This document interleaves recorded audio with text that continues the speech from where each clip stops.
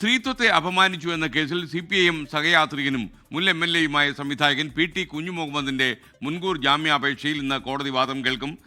തിരുവനന്തപുരം ജില്ലാ സെഷൻസ് കോടതിയാണ് ഇന്ന് അപേക്ഷ പരിഗണിക്കുന്നത്. കോടതിയുടെ നിർദ്ദേശപ്രകാരം അന്വേഷണ സംഘം ഇന്ന് കേസ് ഡയറിയും കോടതിയിൽ ഹാജരാക്കുന്നുണ്ട്. MG പ്രതീഷ് വിവരങ്ങൾ നൽകാൻ തിരുവനന്തപുരത്ത് ചേരുന്നു. പറയൂ പ്രതീഷ്.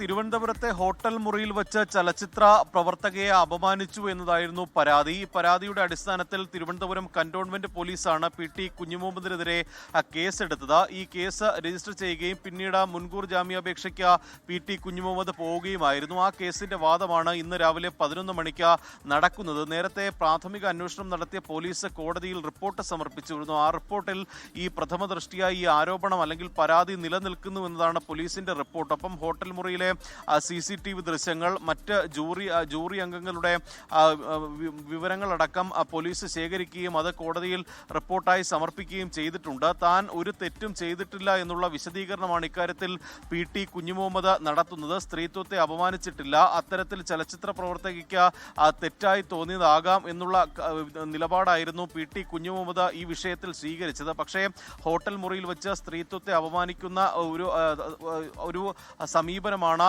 ഈ PT കുഞ്ഞുമുഹമ്മദിന്റെ ഭാഗത്ത് നിന്ന് ഉണ്ടായത് എന്നതാണ് ഈ പരാതിയിൽ ചലച്ചിത്ര പ്രവർത്തക പറയുന്നത്. അതിന്റെ അടിസ്ഥാനത്തിലായിരിക്കും ഇന്ന് വാദം നടക്കുന്നത്. ഈ മുൻകൂർ ജാമ്യാപേക്ഷയിൽ കോടതിയുടെ നിലപാട് വന്നതിന് ശേഷം അറസ്റ്റ് ഉൾപ്പെടെയുള്ള നടപടികളിലേക്ക് കടക്കാനാണ് തീരുമാനം. 11 മണിക്ക് വാദം ആരംഭിക്കും. ലോകത്തെവിടെയായാലും ഏത് സമയത്തും 24 വാർത്തകളും ഓഗ്മെന്റഡ് റിയാലിറ്റി പാക്കേജുകളും എക്സ്പ്ലെയിനറുകളും വിശദമായി കാണാൻ ഞങ്ങളുടെ YouTube ചാനൽ നിങ്ങൾക്ക് സബ്സ്ക്രൈബ് ചെയ്യാം.